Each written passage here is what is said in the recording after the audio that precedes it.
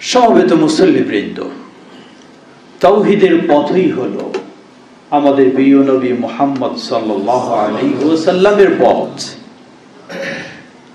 মুহাম্মদ সাল্লাল্লাহু আলাইহি ওয়াসাল্লামের পথ ভিন্ন নয়, দাওয়ার পথ ভিন্ন নয়, কিতাব ও সুন্নাহর পথ ভিন্ন নয়। শুধু মুহাম্মদ সাল্লাল্লাহু আলাইহি ওয়াসাল্লাম নয়, সেই আদম আলাইহিস সালাতু ওয়াস সালাম থেকে শুরু করে মুহাম্মদ সাল্লাল্লাহু আলাইহি ওয়াসাল্লাম পর্যন্ত সকলের পথটি হলো তাওহীদের পথ। আল্লাহ সুবহানাহু ওয়া তাআলা সূরা নাহল 36 নম্বর আয়াতে বলেন, ওয়ালাকাদ বা'আথনা ফি কুল্লি উম্মাতির রাসূলা আন ই'বুদুল্লাহ ওয়াজতানিবুত তাগুত। যুগে যুগে অসংখ্য নবী রাসূল আল্লাহ প্রেরণ করেছেন, সকল জাতির কাছে রাসূল প্রেরণ করেছেন। রাসূলদেরকে আল্লাহ সুবহানাহু ওয়া তাআলা মূল দুটি দায়িত্ব দিয়েছিলেন। প্রথম দায়িত্ব হলো রাসূলগণ তাওহীদের পথে মানুষকে দাওয়াত দিবেন। আনি ইবুদুল্লাহ, সবাই বলেছেন ইবাদত করো শুধু সেই আল্লাহর, সিজদা দাও শুধু সেই আল্লাহর জন্য, জীবনের সকল ইবাদত সম্পাদন করো সেই আল্লাহর জন্য। এই তাওহীদের পথ থেকে মানুষকে বিচ্যুত করে, কি বিচ্যুত করে? তাওহীদের পথ থেকে মানুষকে বিভ্রান্ত করে শিরক। এজন্য দ্বিতীয় কর্মসূচি হলো আনি ইবুদুল্লাহ, দ্বিতীয় কর্মসূচি হলো ওয়াজতানিবুত তাগুত, তাগুত থেকে বিরত থাকো। তাগুত কাকে বলে? তাগুতের সংজ্ঞা দিতে গিয়েও কিছুজন কিছুটা বিভ্রান্তি করে থাকে। যেমন লা ইলাহা ইল্লাল্লাহ, তাওহীদের বাণী, এর অর্থ করতে গিয়েও বিভ্রান্ত করেন। ঠিক একইভাবে তাগুতের ব্যাখ্যা দিতে গিয়েও বিভ্রান্তি করেন। লা ইলাহা ইল্লাল্লাহ এটি হলো তাওহীদের বাণী। এই তাওহীদের বাণীর অর্থ করতে গিয়ে কেউ বলেন লা ইলাহা ইল্লাল্লাহ অর্থ হলো লা রাব্বা লা খালিকা ইল্লাল্লাহ, আল্লাহ ছাড়া আর কোন রব নেই, আল্লাহ ছাড়া আর কোন স্রষ্টা নেই। কখনো এটি লা ইলাহা ইল্লাল্লাহ এর অর্থ নয়। কারণ মক্কার মানুষেরা তারা বিশ্বাস করত আল্লাহ রব, আল্লাহ স্রষ্টা, আবার তারা ৩৬০টি প্রতিমার পূজা করত। ওই বিশ্বাসও রেখেছিল, আবার পূজাও করছিল। নবী মুহাম্মদ সাল্লাল্লাহু আলাইহি ওয়াসাল্লাম যখন তাদেরকে বললেন কুলু লা ইলাহা ইল্লাল্লাহ তুফলিহু, তোমরা এই স্বীকৃতি দাও, বলো লা ইলাহা ইল্লাল্লাহ, তাহলেই সফল কাম হবে। তারা হতবাক হলো, বিদ্রোহ করলো। আলিহাদা দাউতানা তাব্বান লাক, তোমাকে ভালো জানতাম, সম্মান করতাম, শ্রদ্ধা করতাম, কিন্তু তুমি আজকে আমাদেরকে এই লা ইলাহা ইল্লাল্লাহর দাওয়াত দিয়ে বসলে, ধ্বংস হোক তোমার। এই বলে প্রত্যাখ্যান করলো দাওয়াত। কেন? কারণ তারা জানতো আমরা রব হিসাবে আল্লাহকে বিশ্বাস করি ঠিকই, খালেক হিসাবে আল্লাহকে বিশ্বাস করি ঠিকই, কিন্তু এইসব প্রতিমার কাছে মাথা নত করতে আমাদের কোনো বাধা নাই। কিন্তু যখন এই মুখ দিয়ে লা ইলাহা ইল্লাল্লাহ বলবো, মাথা নত হবে শুধু এক আল্লাহর কাছে, আর কারো কাছে সুযোগ থাকবে না। যার কারণে লা ইলাহা ইল্লাল্লাহ প্রত্যাখ্যান করলো। তাহলে বুঝুন, লা ইলাহা ইল্লাল্লাহ এর অর্থ আল্লাহ ছাড়া কোনো রব নেই, আল্লাহ ছাড়া কোনো স্রষ্টা নেই, এটা নয়। লা ইলাহা ইল্লাল্লাহ এর অর্থ হলো আল্লাহ ছাড়া রব নেই, স্রষ্টা নেই, এটা তো অবশ্যই, কিন্তু এটাই এর অর্থ নয়। ইলাহ, ইলাহুন আই মা'বুদুন, লা ইলাহা লা মা'বুদা বিহাক্কিন ইল্লাল্লাহ এর অর্থ হলো আল্লাহ ব্যতীত সত্যিকার কোনো ইবাদত পাওয়ার যোগ্য কেউ নেই। যখন এভাবে আপনি লা ইলাহা ইল্লাল্লাহকে বুঝবেন, তখন এই লা ইলাহা ইল্লাল্লাহর জিকির করবেন, আবার পীর সাহেবের পায়ে গিয়ে আপনি সেজদা দেবেন, তা কোনোদিন হতে পারে না। সেটা বুঝেছিল মক্কার মানুষেরা যে লা ইলাহা ইল্লাল্লাহ বলা মানেই হলো সেজদার মালিক হয়ে যাবেন একজন। লা ইলাহা ইল্লাল্লাহ বলা মানেই হলো আবেদন নিবেদন পেশ করব যার কাছে, তিনি হয়ে যাবেন মাত্র একজন। লা ইলাহা ইল্লাল্লাহ মানেই হলো কুল ইন্না সালাতি ওয়া নুসুকি ওয়া মাহইয়ায়া ওয়া মামাতি লিল্লাহি রাব্বিল আলামিন, এই স্বীকৃতি দিতেই হবে, যার কারণে তারা প্রত্যাখ্যান করেছিল। আর এই যুগের মুসলিমেরা লা ইলাহা ইল্লাল্লাহ শুধু বলে না, সকাল সন্ধ্যা হাজারো বার লা ইলাহা ইল্লাল্লাহর জিকির করে, আবার প্রতিটি মুহূর্তে লা ইলাহা ইল্লাল্লাহ বিরোধী কাজে লিপ্ত হয়েছে। কারণটা কি? কারণ হলো শুরুতেই বুঝটা ভিন্ন হয়ে গেছে। লা ইলাহা ইল্লাল্লাহ এর অর্থ যখন নেব যে আল্লাহ ছাড়া কোনো রব নাই, আল্লাহ ছাড়া কোনো স্রষ্টা নাই, তাহলেও লা ইলাহা ইল্লাল্লাহ বলতেও অসুবিধা নেই, আর অমুকের পায়ে বা কবরে বা মাজারে গিয়ে সেজদা দিতেও অসুবিধা নেই। আল্লাহ সুবহানাহু ওয়া তাআলা এই লা ইলাহা ইল্লাল্লাহ আমাদের দেননি। এজন্য আল্লাহ রাব্বুল আলামিন বলেন, দুটি শর্ত আপনাকে, একদিকে যদি সত্যি আপনি লা ইলাহা ইল্লাল্লাহর স্বীকৃতি দেন, তাহলে লা ইলাহা ইল্লাল্লাহর বিরোধীকে অস্বীকার করতেই হবে, না হলে আপনার লা ইলাহা ইল্লাল্লাহ কখনো ঠিক থাকতে পারে না। এজন্যই তারা বলতেন আনি আবুদুল্লাহ, ইবাদত করো সেই আল্লাহর, ওয়াজতানিবুত তাগুত, বর্জন করো, প্রত্যাখ্যান করো তাগুতকে। দ্বিতীয় শ্রেণী, কত সংগ্রাম, কত আন্দোলন, কত কিছু, তারা লা ইলাহা ইল্লাল্লাহর অর্থ করলেন লা হাকিমা ইল্লাল্লাহ, অর্থাৎ আল্লাহ ছাড়া কোনো বিধানদাতা নেই। আল্লাহ রব, আল্লাহ খালিক, ঠিক আছে, কিন্তু আল্লাহ ছাড়া কোনো বিধানদাতা নেই। জবাব, এই অর্থও কখনো সঠিক নয়। কারণ বলবেন আল্লাহ ছাড়া বিধানদাতা নেই, আল্লাহরই বিধান শুধু মানব, রাইট? কিন্তু আবার আরেকজনের কাছে গিয়ে আপনি আল্লাহর জন্য যা করার সেগুলি করে ফেলবেন, তাহলে তো তার কাছেও অসুবিধা নেই। যার কারণে এই বুঝ, এই অর্থ, সেটিও সঠিক নয়। লা ইলাহা ইল্লাল্লাহ এর অর্থ এই জন্যই আমরা বলি লা মা'বুদা বিহাক্কিন ইল্লাল্লাহ, আল্লাহ ব্যতীত সত্যিকার কোনো মা'বুদ নেই। কেউ বলবেন যে সত্যিকার কেন যোগ করব? জবাব, মা'বুদ কাকে বলা হয়? যার ইবাদত করা হয় তাকে মা'বুদ বলা হয়। মা'বুদ, যার ইবাদত করা হয় তাকে মা'বুদ বলা হয়। পৃথিবীর বুকে অসংখ্য সূর্য পূজারী রয়েছে, সূর্যের ইবাদত করে, তার মা'বুদ তো সূর্য। চন্দ্রের পূজারী রয়েছে, তার মা'বুদ চন্দ্র। প্রতিমা পূজারী রয়েছে, তার মা'বুদ প্রতিমা। পাথর পূজারী রয়েছে, তার মা'বুদ পাথর। পীর পূজারী রয়েছে, তার মা'বুদ পীর। তাহলে যদি বলি আল্লাহ ছাড়া কোনো মা'বুদ নেই, কথা সঠিক নয়। আল্লাহ ছাড়া অগণিত মা'বুদ পৃথিবীতে রয়েছে, কিন্তু কি বলতে হবে?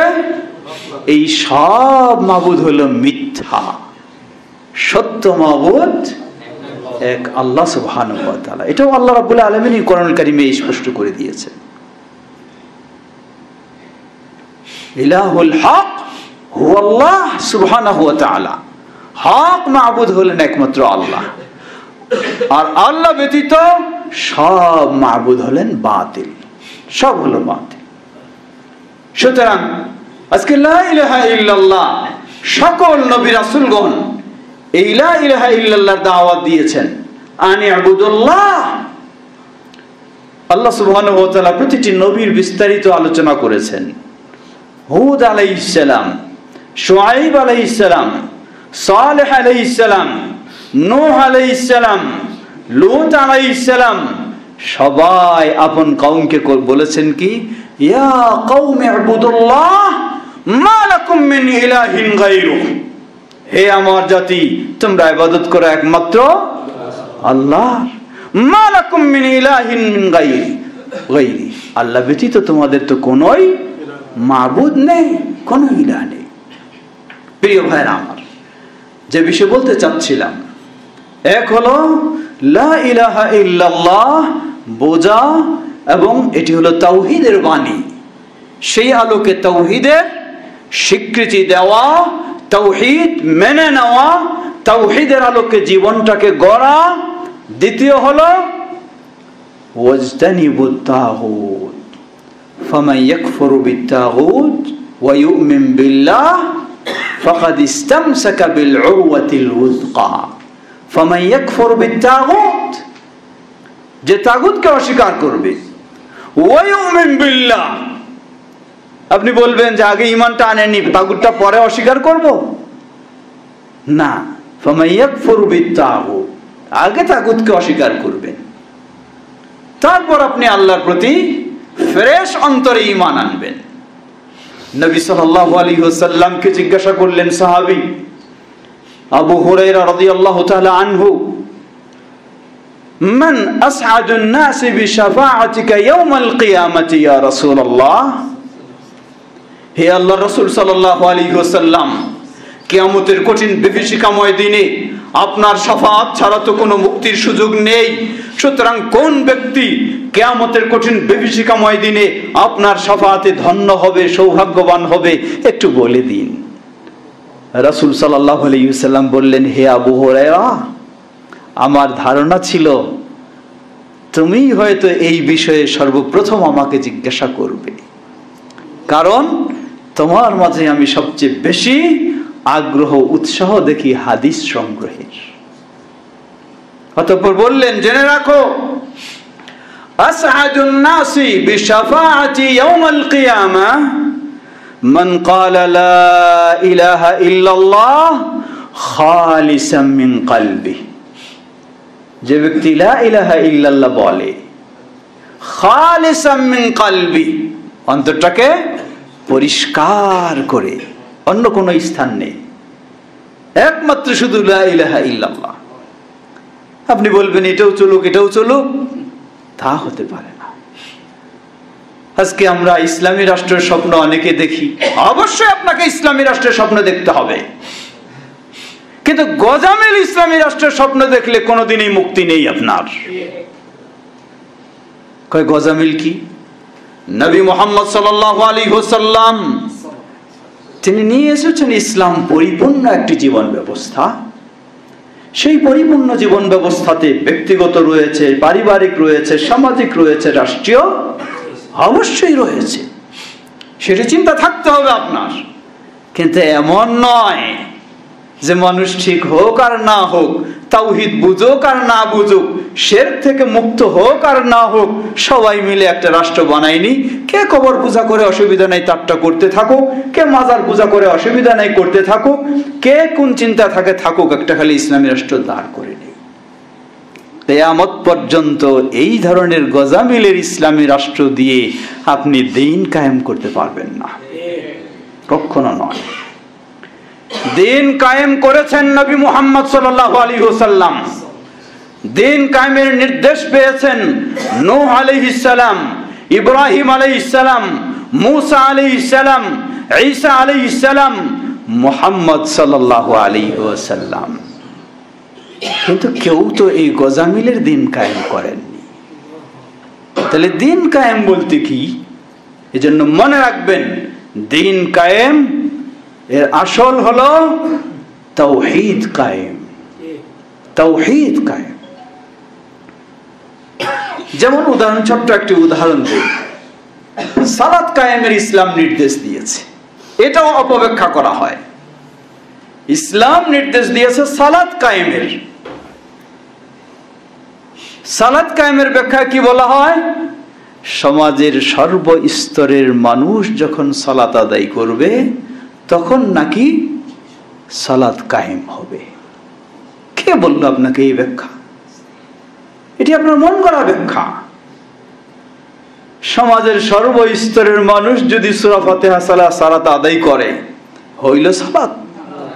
সমাজের সর্বস্তরের মানুষ যদি রুকু জানে না, এমনি রুকু করে, আগা পাকা হয়ে রুকু করে, হবে সালাত। সমাজের সর্বস্তরের মানুষ যদি 7 অঙ্গের উপর সেজদা না করে 3 অঙ্গের উপরে সেজদা দিয়ে থাকে, মেয়েরা মাটিতে অর্ধেক শুয়ে সেজদা দিয়ে থাকে, হবে সালাত।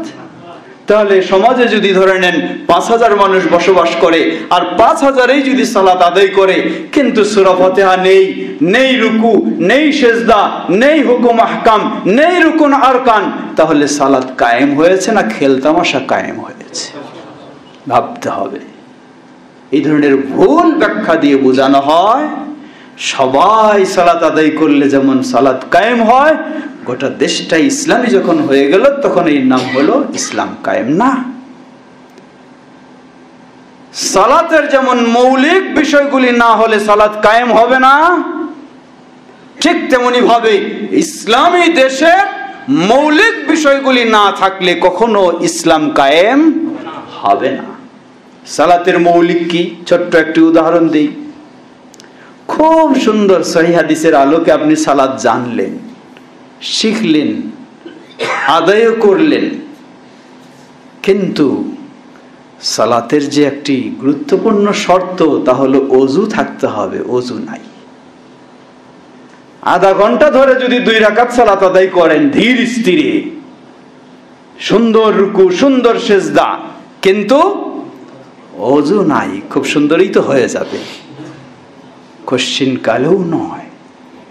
একই দৃষ্টান্ত নিয়ে নিন, গোটা জীবনটাই আপনি ইসলামী করে করে শেষ করে ফেললেন, কিন্তু আপনার ভিতরে তাওহীদ নাই, তাহলে ওই সালাতের অবস্থা যেমন, এই ইসলামী জীবনের অবস্থাটাও একই।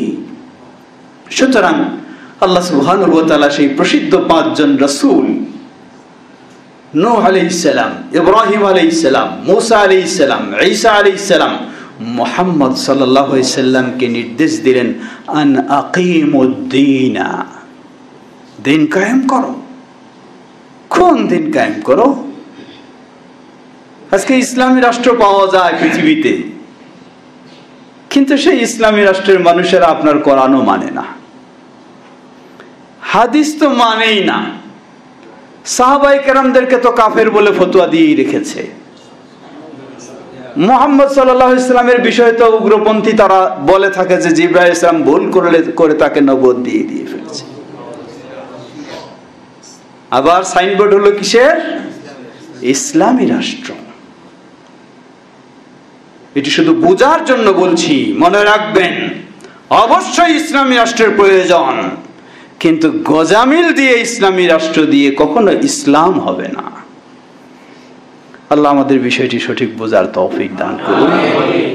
এজন্য যে বিষয়টির প্রয়োজন, আপনার জীবনে সর্বোচ্চ সর্বক্ষেত্রে যার গুরুত্ব দেবেন সেটি হলো কুলু লা ইলাহা ইল্লাল্লাহ তুফলিহু। আর এই লা ইলাহা ইল্লাল্লাহ ঠিক রাখার অপর সাইড হলো ওয়াজতানিবুত তাগুত, তাগুত থেকে বিরত থাকা। বলছিলাম যে তাগুতেরও ভুল ব্যাখ্যা হয়। সরকার যদি ইসলাম অনুযায়ী, কোরআন সুন্নাহ অনুযায়ী শাসন না চালায়, তাহলে এটাই হলো তাগুত, আর কেউ তাগুত না। আমি যে কোরআন এবং সুন্নাহ অনুযায়ী আকীদা মানতে চাই না, আমি কি তাহলে?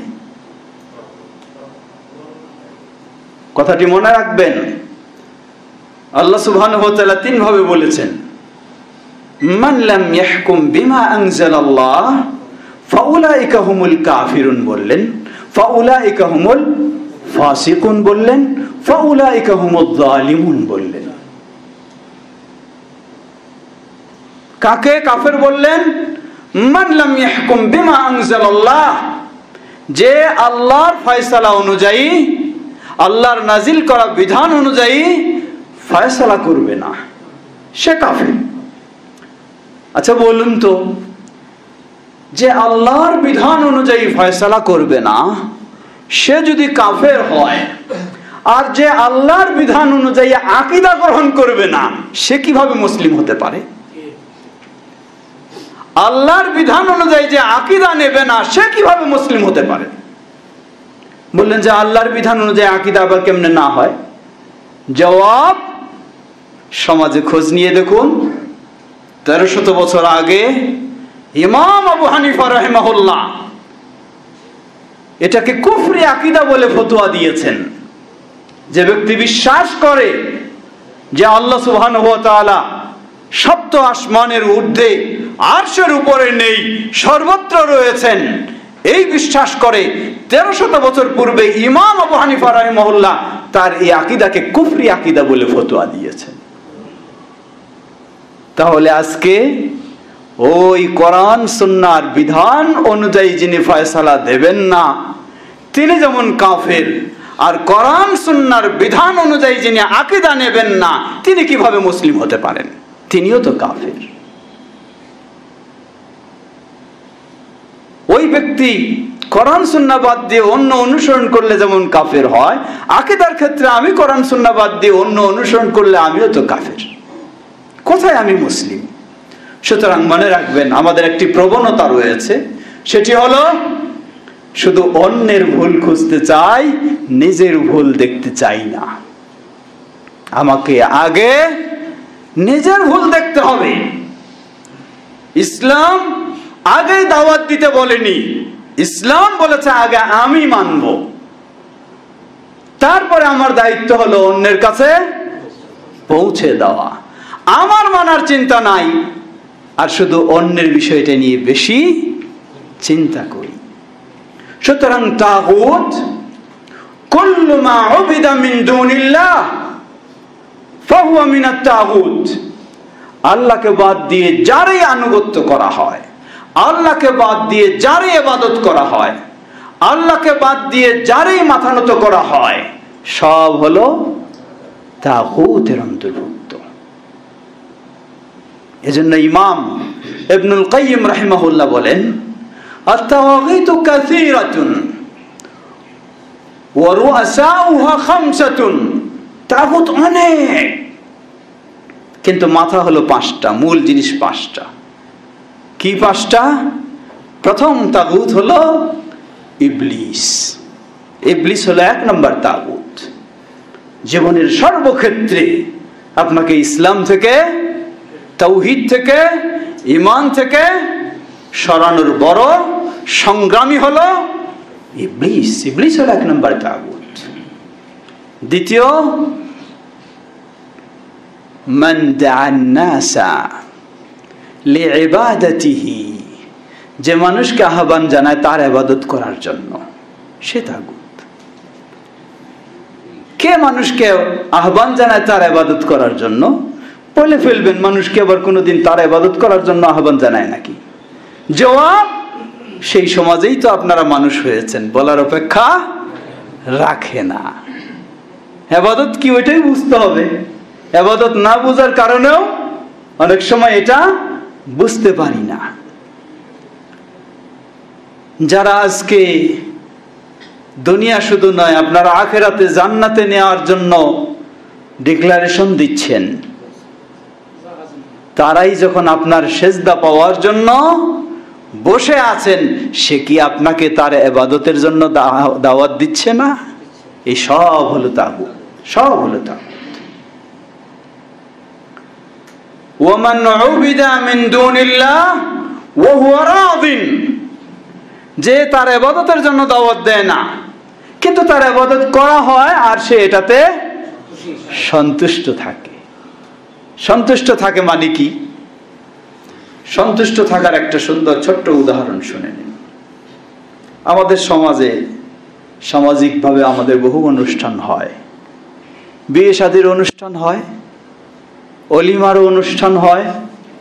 অলিমার অনুষ্ঠানে কেউ দাওয়াত দিলে যাওয়াটা হলো ওয়াজিব শরীয়তের দৃষ্টিকোণ থেকে। শর্ত যদি সেখানে ইসলাম বিরোধী কোনো কার্যকলাপ না থাকে। কোন অনুষ্ঠানটা আছে এখন ইসলাম বিরোধী কার্যকলাপ নাই?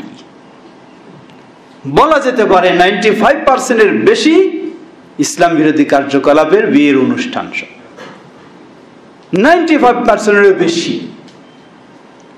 কমপক্ষে তো এতটুকু পাবেন নারী পুরুষের অবাধ। এটা কি ইসলাম সমর্থন করে নাকি? এটা তো হারাম। কত রকমের সেগুলি। তাহলে সেখানে গিয়ে আপনি কি করবেন? আপনি বলবেন যে আসলেই এই তো যেখানে যাওয়া জায়েজ নাই, আমি আসলে এটা কি করি না, অপছন্দ করি। আপনি কি অপছন্দ করেন না ওখানে খেতে আরো বেশি মজা পান? যদি খেতে মজা না পান, অপছন্দ করতেন, তাহলে তো আপনি কোনোদিন যেতেন না।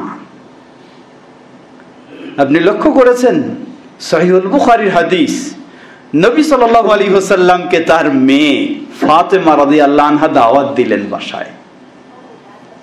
মেয়ে দাওয়াত দিয়েছে, এটা তো আগেই দাওয়াত ছাড়াই চলে যাবে বাবা, এটাই স্বাভাবিক। কিন্তু মেয়ে যখন দাওয়াত দিয়েছে, নবী সাল্লাল্লাহু আলাইহি ওয়াসাল্লাম গেলেন, গিয়ে দরজার বাইরে থেকে দেখলেন ভিতরে একটা পর্দা ঝোলানো, পর্দায় কিছু নকশা ছবি রয়েছে। নবী সাল্লাল্লাহু আলাইহি ওয়াসাল্লাম সেই ঘরে তো ঢুকলেনই না, কিছু বললেনও না, সেখান থেকেই মুখ ফিরিয়ে, গেটের বাইরে থেকেই মুখ ফিরিয়ে তিনি চলে আসলেন।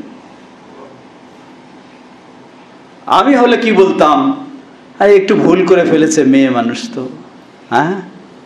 অথচ নবী সাল্লাল্লাহু আলাইহি ওয়াসাল্লাম কিছু বললেন না, ঢুকলেনও না, গেটের বাইরে থেকে মুখ ঘুরিয়ে চলে আসলেন। এটা কি? এটা হলো যেই দাওয়াতে যাওয়া জায়েজ নেই তার একটা উদাহরণ। আর আপনি গিয়ে সেখানে মজা করে খাবেন, আবার বলবেন যে আসলে এটা আমি মন থেকে কি করি নাই, পছন্দ করি নাই। তাহলে কেমনে হলো? তাহলে কিভাবে হতে পারে? প্রিয় ভাইরা আমার, সুতরাং তাগুত আমরা বলছিলাম মান উবিদা মিন দুনিল্লাহ ওয়া হুয়া রাদিন, যার ইবাদত করার জন্য মানুষ ইবাদত করে, সে দাওয়াত দেয় নাই, ইবাদত করার জন্য আহ্বান জানায় নাই, কিন্তু সে এটাতে সন্তুষ্ট আছে। সন্তুষ্ট মানে কি? পীর সাহেব বলে, শোনায়, মাইক দিয়ে ওয়াজ করে। কি ওয়াজ করে? এখানে আসে এই করবেন না, সেই করবেন না। আবার কিছু দালাল রেডি করে রাখছে, তোমরা যাইবা পীর সাহেবের কাছে, এই দিবা, এই করবা। তাহলে কি এটা? সে কি এই কাজগুলিতে সন্তুষ্ট নয়? মাইক দিয়ে ঘোষণা দেয়, এটা একটা আইওয়াশ, মানুষকে বোঝায় যে আসলে এই পীর সাহেব কি এগুলি পছন্দ করে না, কিন্তু দালাল রেডি করে রাখছে, তারা মানুষকে ফজিলত বুঝাইয়া বুঝাইয়া পীর সাহেবের কাছে নিয়ে যায়, আবার সবকিছু করায় নেয়। এটা হলো, সে প্রকাশ্যে বলে না যে এটা করো, কিন্তু সে সন্তুষ্ট রয়েছে এবং সেটার ব্যবস্থা নিয়েছে। বলছেন ও মিনাত তাগুত, সেটাও তাগুত। ওয়ামান ইদ্দাআ ইলমাল গায়বি, তাগুত হলো আরেকটি। ওয়ামান ইদ্দাআ ইলমাল গায়ব, যে এই দাবি করে সে গায়েবের বিষয়গুলি জানে, সেও তাগুত। গায়েবের বিষয় কে জানে? গায়েবের বিষয় সে জানে বলে দাবি কারা করে? আজকে দেখুন, এক শ্রেণীর মানুষ নবী সাল্লাল্লাহু আলাইহি ওয়াসাল্লামকে মর্যাদা দিতে গিয়ে সীমা লঙ্ঘন করে। তারা বিশ্বাস করে যে নবী সাল্লাল্লাহু আলাইহি ওয়াসাল্লামও আল্লাহর মতো গায়েব জানেন। নাউজুবিল্লাহ। এটি কি আসলে নবী সাল্লাল্লাহু আলাইহি ওয়াসাল্লামকে তারা মর্যাদা দিয়েছে, না নবী সাল্লাল্লাহু আলাইহি ওয়াসাল্লামকে অসম্মানিত করেছে? অসম্মানিত করেছে। নবী সাল্লাল্লাহু আলাইহি ওয়াসাল্লাম পরের বিষয়, নিজের পীর সাহেবের বিষয়ে কি চিন্তা ভাবনা? নিজের পীর সাহেবের বিষয়ে তো এমনটুকু চিন্তা ভাবনা আমাদের মরিদ সাহেবদের, কি আল্লাহর সমান ভিতরের খবর তো জানে পরের কথা, আল্লাহর চেয়ে বেশি ক্ষমতাও রাখে। নাউযুবিল্লাহ। কেমনে বেশি ক্ষমতা রাখে? আমাদের দেশে যারা হক্কানি পীর সাহেব বলে পরিচিত, তাদের বই পুস্তক খুলে দেখুন, পড়ে দেখুন, এমন এমন তাদের বুজুর্গদের কারামত। কোন ব্যক্তিকে আল্লাহ মৃত্যু দিলে আল্লাহর কাছ থেকে রূহ কেড়ে নিয়ে তাকে জীবন দিয়ে দেয় পীর সাহেব। এটা হলো হক্কানি পীরের অবস্থা। তাহলে হক্কানি পীরের অবস্থা যদি এই হয়, শয়তানি পীরের অবস্থা কি তাহলে? লা হাওলা ওয়ালা কুওয়াতা ইল্লা বিল্লাহ। এর চেয়ে বড় আর কি তাগুত হতে পারে? এর চেয়ে বড় আর তাগুত কি হতে পারে? পঞ্চম, ওমাই ইয়াহকুম বিমা বিগাইরি মা আনজালাল্লাহ। আল্লাহ যে বিধান দেননি সেই বিধান অনুযায়ী যে ফয়সালা দেয় সেও তাগুত। আল্লাহ যে বিধান দেননি সেই বিধান অনুযায়ী যে ফয়সালা দেয় সেও তাগুত। এটি ভালো করে বোঝার চেষ্টা করবেন। শুধু আদালতে যিনি আছেন উনি ফয়সালা দিলে উনি তাগুত হবেন, আর মেম্বারে যিনি দাঁড়িয়ে আছেন ইনি যদি ওই ফয়সালা দেন, ইনি কি সেই তাগুত হবেন না? অবশ্যই হবেন। মেম্বারে যিনি আছেন, এখান থেকে যিনি ফয়সালা দেন, দিন প্রিয় মানুষেরা ওই ফয়সালার চেয়ে এই ফয়সালাই তো বেশি গুরুত্ব দেয়। এই মেম্বারে দাঁড়িয়ে কি কোরআন হাদিস বিরোধী ফয়সালা দেওয়া হয় না? তাহলে এটা কি তাগুত নয়? আপনি শুধু ওইটাকে তাগুত বলবেন, এটাকে কেন তাগুত বলবেন না? একই তো বিষয়। প্রচলিত গণতন্ত্রকে আপনি কুফরি বলবেন, এটা ইসলামী নয় তাই কুফরি বলবেন, কিন্তু নকশবন্দিয়াকে কিভাবে আপনি ইসলামী বলবেন? সাবেরিয়াকে কিভাবে আপনি ইসলামী বলবেন? কোন দিক থেকে? এটাতে ইসলামী একটা মোড়ক লাগানো হয়েছে আর সেটা মোড়ক ছাড়া, কিন্তু দুটো তো একই জিনিস। প্রিয় ভাইয়ের আমার, এই সব হলো তাগুত। সুতরাং সকল নবী রাসূলদের মূল দায়িত্ব ছিল আনি আবুদুল্লাহ, ইবাদত করা একমাত্র আল্লাহর। আর ইবাদত বলতে আমরা বুঝি সালাত শুধু ইবাদত না। আপনার সালাত ইবাদত, আপনার কুরবানি ইবাদত, আপনার নজর মানত আপনার ইবাদত, আপনার ইসলামের যত কাজ। এজন্য ইবাদতের পরিভাষায় বলা হয় হিয়া ইসমুন জামি' লিকুল্লি মা ইউহিব্বুহুল্লাহ মিনাল আকওয়াল الظاهرة والباطنة من الأقوال والأعمال الظاهرة والباطنة। প্রকাশ্য ও অপ্রকাশ্য কথা ও কাজ যা আল্লাহ সুবহানাহু ওয়া তাআলা পছন্দ করেন, এটাই হলো ইবাদত। এটা ব্যাপক সংজ্ঞা, শুধু সালাত সীমাবদ্ধ নয়। আপনার গোটা জীবনের আল্লাহর পছন্দনীয় যে জিনিসটা, আল্লাহর পছন্দনীয় আবার কোনটাতে হতে পারে? আল্লাহর পছন্দনীয় সেটাই হবে যা আল্লাহ এবং আল্লাহর রাসূল যা বলেছেন সেই অনুযায়ী যদি হয় তাহলে পছন্দনীয় হবে। যদি না হয় তাহলে দুনিয়ার সব মুফতিরা ঐক্যবদ্ধ হয়েও যদি ফতোয়া দিয়ে দেয় আর আল্লাহ যদি সেক্ষেত্রে কিছু না বলেন, মুহাম্মদ সাল্লাল্লাহু আলাইহি ওয়াসাল্লাম যদি কিছু না বলেন, তাহলে সেটি কখনো ইসলামের বিষয় হবে না, ইবাদত হবে না। প্রিয় ভাইয়েরা আমার, সুতরাং আসুন আমাদের সকলেরই দায়িত্ব কর্তব্য আমাদের গোটা জীবনটাকে আমরা প্রতিষ্ঠিত করব তাওহীদের উপরে, মুক্ত করব সকল প্রকার শিরক, তাগুত ও কুফর সব কিছু থেকে। আল্লাহ আমাদের সকলকে সে তৌফিক দান করুন। আজকে আহলুল হাদিসদের বৈশিষ্ট্য হলো এটাই। আহলুল হাদিসদের ভিন্ন বৈশিষ্ট্য নয়, আহলুল হাদিসদের দাওয়াত ভিন্ন রকমের নয়, আহলুল হাদিসদের দাওয়াত নতুন কিছু নয়। আহলুল হাদিসদের দাওয়াত সেই নবী রাসূলদের যেই দাওয়াত, সেই দাওয়াতই হলো আহলুল হাদিসদের।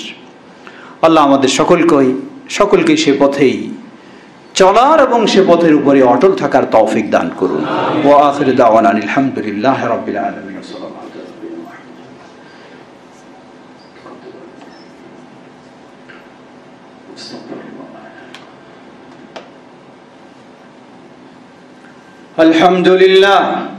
আলহামদুলিল্লাহ রাব্বিল আলামিন ওয়াসসালাতু ওয়াসসালামু আলা আবদিল্লাহি ওয়া রাসূলিহি নবিয়িনা মুহাম্মদ ওয়া আলা আলিহি ওয়া সাহবিহি আজমাইন, আম্মা বা'দ।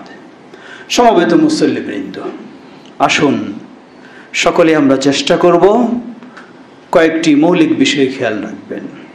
প্রথম হলো লা ইলাহা ইল্লাল্লাহ মুহাম্মাদুর রাসূলুল্লাহ, যেই সাক্ষ্য দিয়ে আমি মুসলিম, সেটাকে ভালোভাবে বুঝবো। এটাকে ভালোভাবে বোঝা মানে আমাকে চারটা বিষয় সবসময় মনে রাখতে হবে।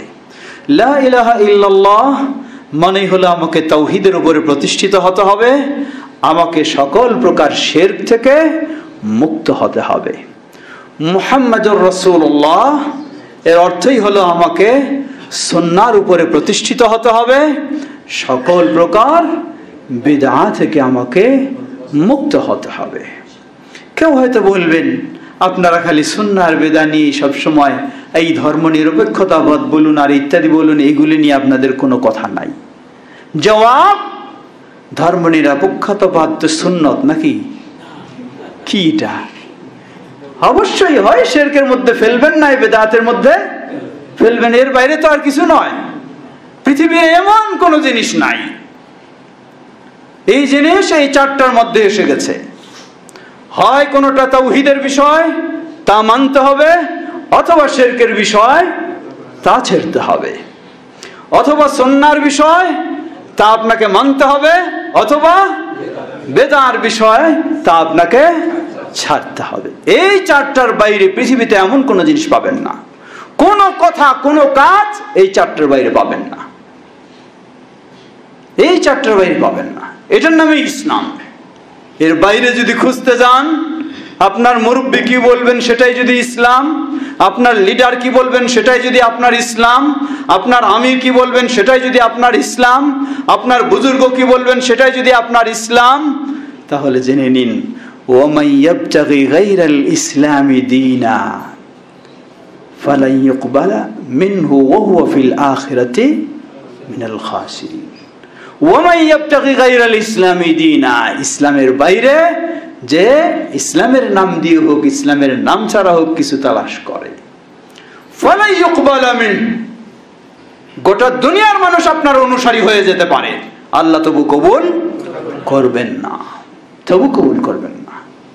ক্ষতিগ্রস্ত হয়তো দুনিয়ায় আপনি অনেক দাপট দেখাবেন, অনেক আপনার শক্তির পাওয়ার দেখাবেন, আপনার জনবল অনেক দেখাবেন, আপনার সংখ্যা অনেক দেখাবেন, ও হুয়া মিনাল খাসিরিন, কিয়ামতের দিন আপনি অবশ্যই ক্ষতিগ্রস্তের কাতারে আপনি শামিল হবেন।